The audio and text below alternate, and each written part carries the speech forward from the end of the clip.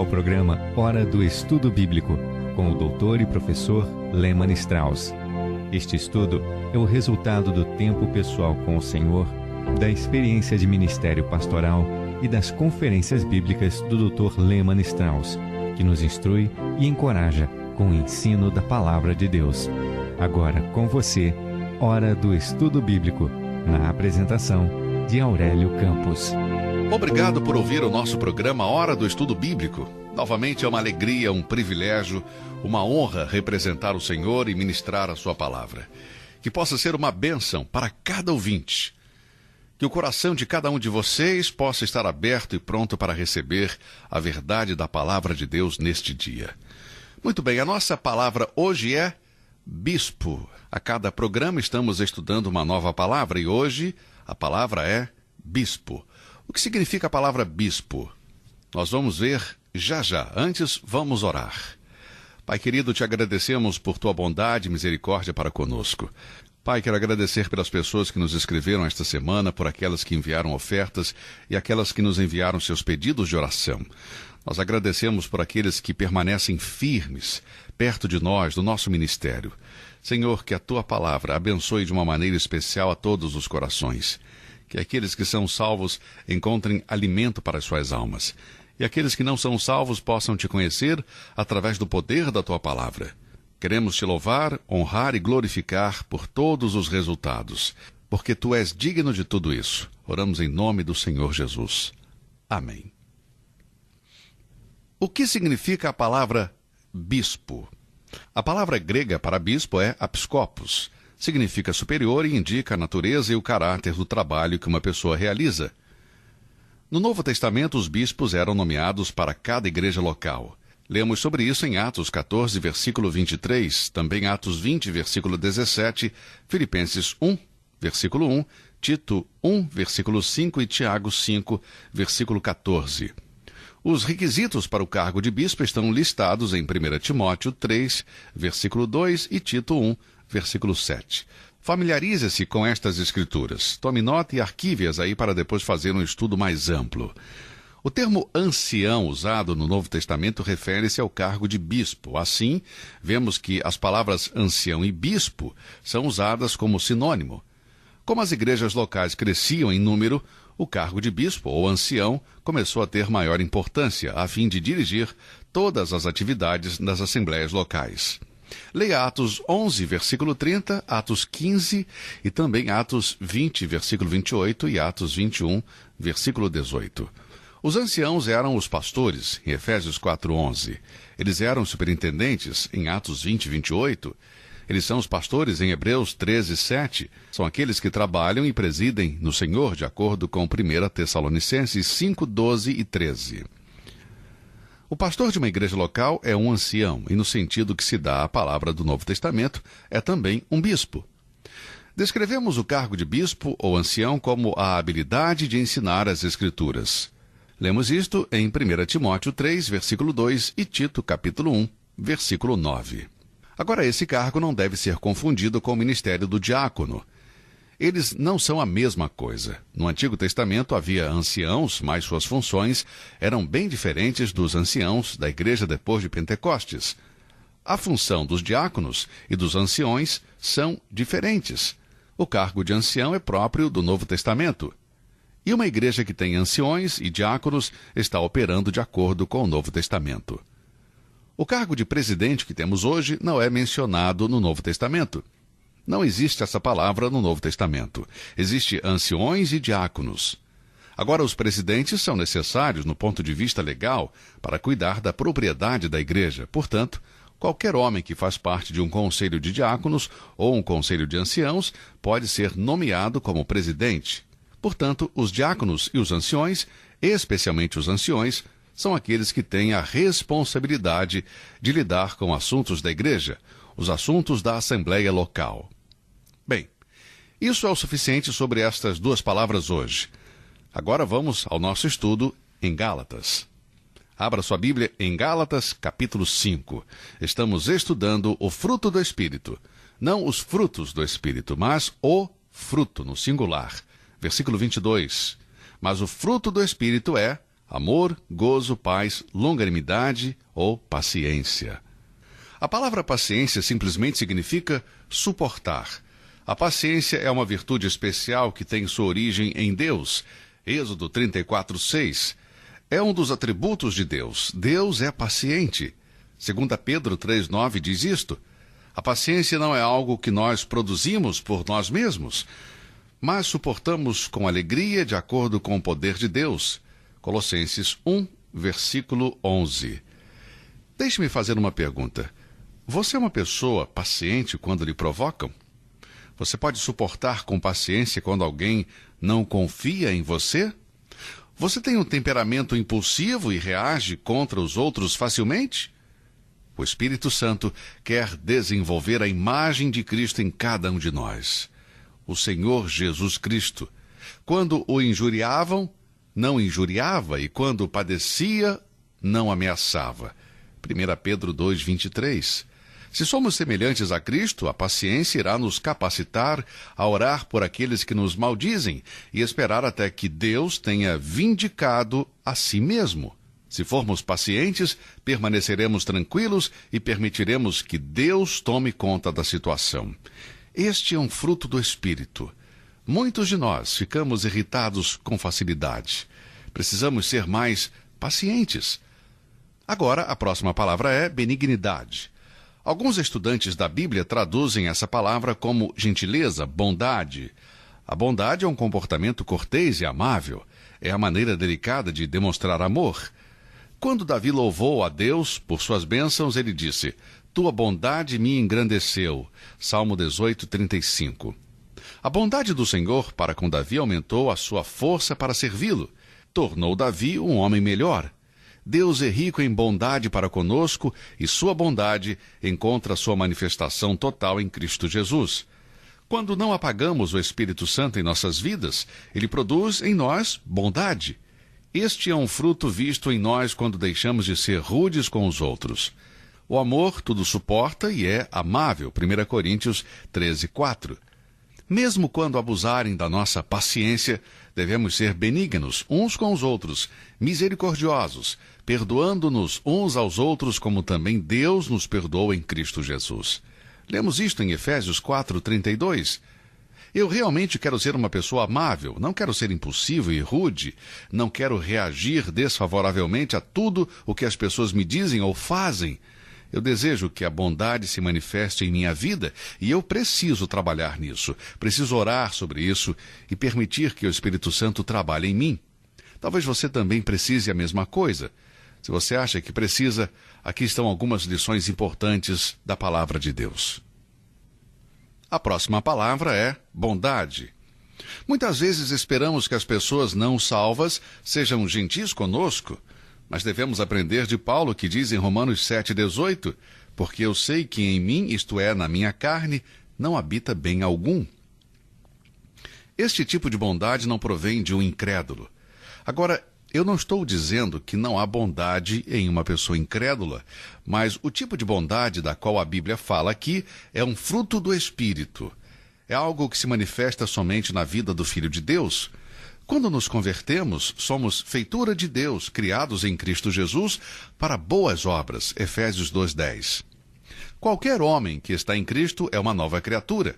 As coisas velhas já passaram. Paulo diz que os cristãos de Roma estavam cheios de bondade. Romanos 15:14. Deus proveu o novo homem com tudo que é necessário para toda boa obra. Para que os que creem em Deus procurem aplicar-se às boas obras. Tito, capítulo 3, versículos 1, 8 e 14. Amigos, o Espírito Santo de Deus nos impulsiona a fazer o bem aos outros. Eu me pergunto quantas pessoas que cruzam o nosso caminho podem dizer que temos feito bem. Não porque nós nos esforçamos com a força da carne, mas como pessoas controladas pelo Espírito Santo. Devemos andar pelo Espírito. O próximo fruto do Espírito é a fé. A palavra significa fidelidade e sugere uma completa confiança em Deus. A fé é crer em todas as coisas. Refere-se às coisas que vêm de Deus, aquelas que trabalham juntamente para aqueles que o amam. Duvidar da providência de Deus é uma obra da carne. A graça cristã da fé precisa ser cultivada em nossas vidas. Creio que às vezes a abandonamos muito facilmente. Renunciamos.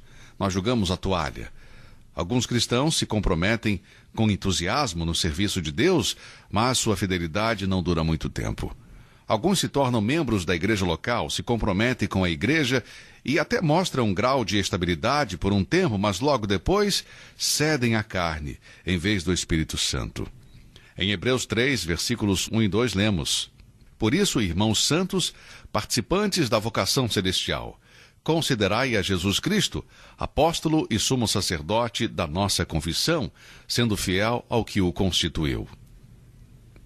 1 Coríntios 4:2 diz: Além disso, requer-se dos dispenseiros que cada um se ache fiel. Jesus foi fiel. Somos exortados a sermos fiéis também. Apocalipse 2:10 diz: Sê fiel até a morte e dar-te-ei a coroa da vida. Um exercício de fé é crer no Senhor Jesus Cristo.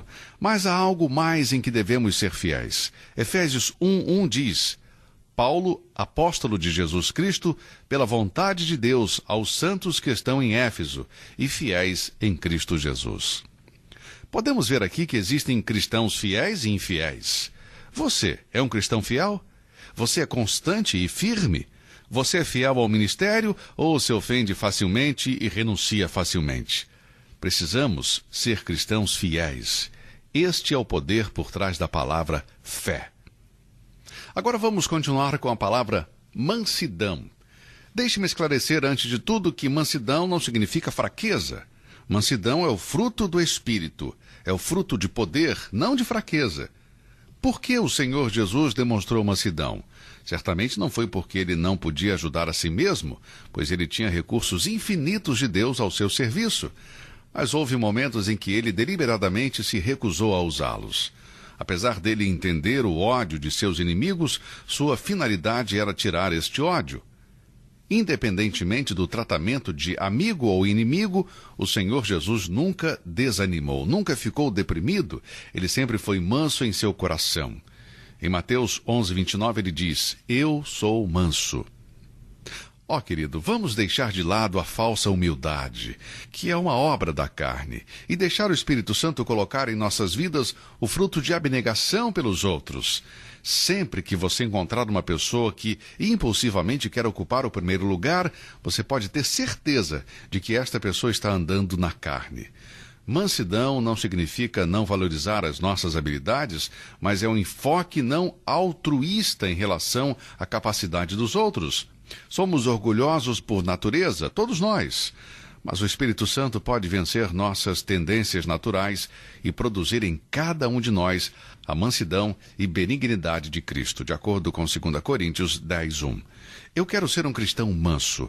Eu espero que você também deseje o mesmo. Bom, a próxima palavra agora é temperança. Esta palavra contém a ideia de domínio ou autocontrole.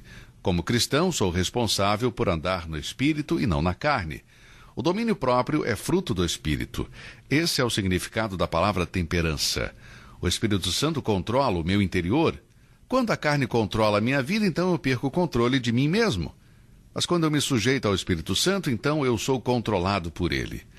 E, querido irmão, nós teremos vitória sobre os impulsos naturais quando o Espírito Santo nos dá o poder de controlar o espírito humano.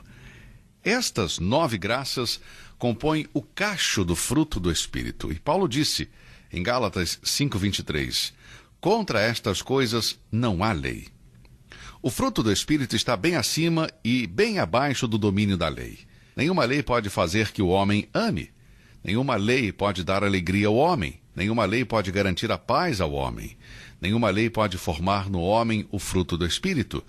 Quando o crente está andando no Espírito, não necessita de lei. A vida no Espírito está muito acima da lei. Nos termos da lei, o homem falha e produz a obra da carne, mas, sob o controle do Espírito Santo, nos elevamos acima de qualquer modelo imposto pela lei. Embora a lei visa restringir as más tendências que são naturais em nós, ela não tem poder de produzir justiça em nós. Uma vida justa é fruto do Espírito, e o fruto do Espírito cumpre toda a lei. Quando não estamos debaixo da lei como uma regra de vida, o Espírito Santo em nós pode cumprir as exigências da lei. O fruto do Espírito é o fruto de Deus, e contra estas coisas não há lei.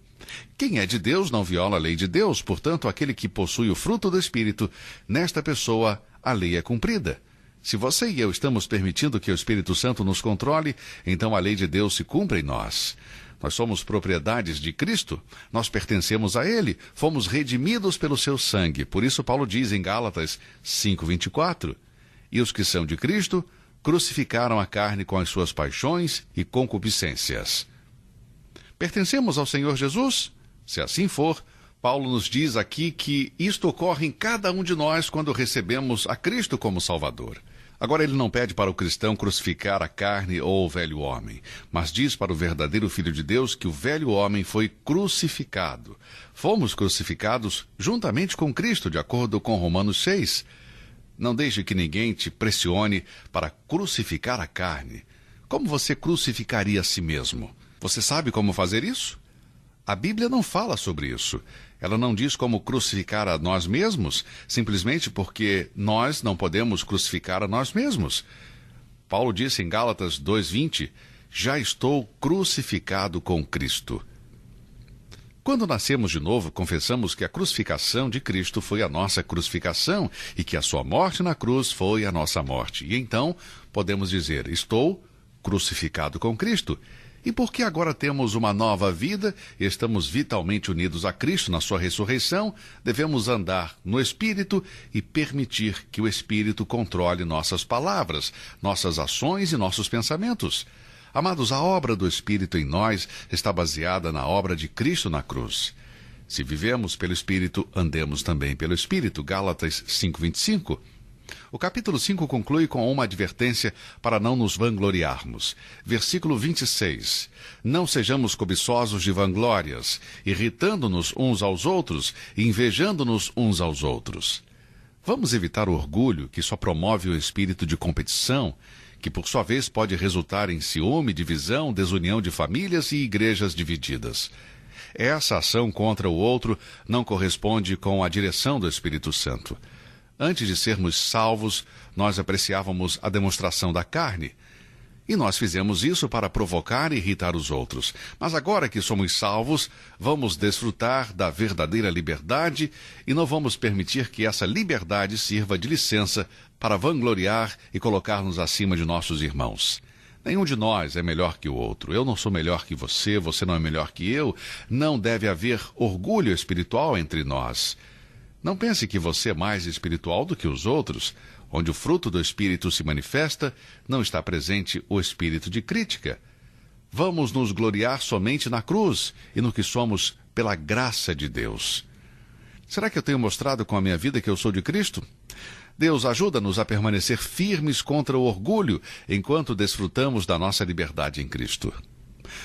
Isto nos introduz ao capítulo 6, e antes de iniciar este capítulo, quero lembrá-lo de que este será o último da nossa série de estudos em Gálatas. Nós temos ainda um estudo e depois deste estudo nós terminamos o livro. Agora vamos ver o capítulo 6. Vamos ler os versículos 1 e 2. Irmãos, se algum homem chegar a ser surpreendido em alguma ofensa, vós que sois espirituais, encaminhai o tal com o espírito de mansidão, olhando por ti mesmo, para que não sejas também tentado. Levai as cargas uns dos outros e assim cumprireis a lei de Cristo. Enquanto Paulo argumenta em favor da liberdade, faz o mesmo com a lei que todo cristão deve obedecer. É a lei de Cristo, a lei do amor. Nos versículos 1 a 6 de Gálatas 6, a lei do amor se aplica à conduta do cristão em relação a um irmão caído. Aqui é onde nós mostramos o nosso verdadeiro relacionamento com Cristo. O versículo 1 diz: Irmãos, se algum homem chegar a ser surpreendido em alguma ofensa, vós que sois espirituais, encaminhai o tal com espírito de mansidão, olhando por ti mesmo, para que não sejas também tentado. Irmãos, esta é a palavra do Novo Testamento que se aplica a todos os crentes. E a propósito, para ambos os sexos, irmãos. Os cristãos são irmãos e constituem a única e verdadeira irmandade. Agora existem irmãos nas famílias, mas a palavra não alcança seu pleno significado até ser usado em relação à verdadeira família cristã. Amados, somos irmãos e, como tal, temos uma relação mútua no Senhor. Sinto um carinho especial por muitos ouvintes cujos rostos eu nunca vi. Quando você nos escreve uma carta, um e-mail, o conteúdo e o tom de sua carta diz-me alguma coisa a respeito de você. Ele diz que temos um relacionamento familiar no Espírito. Eu e você somos um no Senhor Jesus. Bom, aqui Paulo pressupõe o caso de que um irmão em Cristo foi derrotado pelo inimigo e caiu em pecado. Agora o cristão que caiu não deixa de ser um filho de Deus, não deixa de ser um irmão em Cristo, não perde a sua salvação, não é jogado para fora do corpo de Cristo. No original, em grego, no Novo Testamento, a palavra restaurar significa colocar um osso quebrado no lugar. É um termo médico e se refere à obra a ser feita quando um osso é fraturado. Quando uma das partes do nosso corpo é afetada, faz com que todo o corpo não funcione normalmente. Minha esposa teve uma experiência deste tipo há algum tempo atrás. Ela espirrou e, quando o fez, estava numa posição que afetou um ligamento nas costas. É verdade. E ela mal conseguia se mover. Foram semanas de reabilitação, tudo por causa de um espirro. Se o corpo não estava funcionando normalmente, sentia fortes dores e precisou de tratamento médico por um longo tempo, até o ligamento cicatrizar, para ela voltar à vida normal. Você se sente desconfortável até o osso ser recolocado no lugar. Os Gálatas, que estavam sendo guiados pelo Espírito, são instados a exercer a bondade e o amor para restaurar um irmão ou uma irmã que caiu em pecado. O cristão autêntico manifesta o fruto do Espírito quando ele leva seu irmão que pecou a restaurar sua comunhão com o Senhor. Deixa de lado as críticas. Assim como um membro do corpo que está machucado é sensível ao toque de outro, é difícil lidar com um irmão que caiu, a gente sabe disso. Aqueles que restauram devem fazê-lo em espírito de mansidão. Quando minha esposa foi no quiroprata para tratar seu ligamento machucado, por vários dias ele não podia tocá-la. Ele tentou tratá-la com um aparelho especial, mas não conseguiu progredir no tratamento. Ele não podia tocá-la porque estava muito sensível. Os cristãos que caíram em pecado estão assim também. Eles estão sensíveis e, portanto, é difícil de alcançar. Portanto, não podemos ser rudes com eles. Isso vai os levar ainda para mais longe de Deus. O que devemos fazer é tratá-los com um espírito de mansidão. Este ministério pertence aos cristãos que são espirituais. Quem é uma pessoa espiritual? É aquela pessoa guiada pelo Espírito Santo. E somente uma pessoa espiritual é qualificada para o delicado ministério de restauração, que não é fácil. Aqui somos exortados a tratar com mansidão, bondade, sensibilidade para com o irmão que precisa ser restaurado. Por quê? Bom, considerando a ti mesmo, para que não sejas também tentado. Não julgue, porque mesmo aqueles que são espirituais não estão livres de serem tentados. Nem eu, nem você, ninguém. Nós podemos fazer o mesmo que Pedro fez quando confiou em si mesmo e cometer o pecado que ele disse que nunca iria cometer. Um irmão meu pode cair hoje, eu posso cair amanhã. O orgulho espiritual é pecaminoso e perigoso. Em 1 Coríntios 10:12 diz: aquele, pois, que cuida estar de pé, olhe e não caia. Este versículo nos diz para termos cuidado para não cair em tentação, não aproveitar a liberdade em Cristo para fazer o mal. Somente então estaremos preparados para ajudar os nossos irmãos em Cristo. Bom, nosso tempo por hoje acabou e, se Deus quiser, estaremos de volta no nosso próximo programa. Que Deus o abençoe e até lá. Obrigado por ouvir o estudo de hoje. Você ouviu Hora do Estudo Bíblico com o professor e doutor Lehmann Strauss, na apresentação de Aurélio Campos. Se você deseja ouvir novamente esta mensagem, visite a nossa página na internet www.bbnradio.org.